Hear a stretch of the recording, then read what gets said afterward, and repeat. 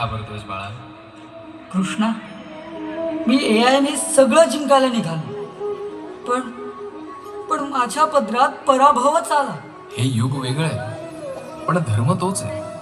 हेच तर तुला ओळखण्याची गरज आहे की आपल्याकडे कितीही प्रभावी दिव्य शक्ती असली तरी त्याचा उपयोग करताना आपल्या मेहनतीची पराकाष्ठा कमी पडायला नको. हीच तर आधुनिक गीता आहे, कर्मयोग.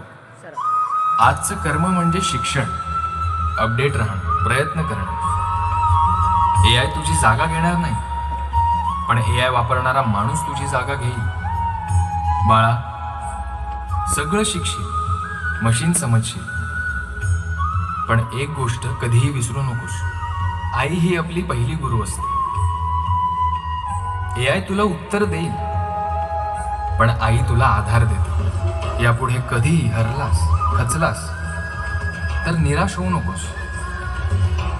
AI कडे जाण्याआधी एकदा मनापासून ए आई अशी हाक मार.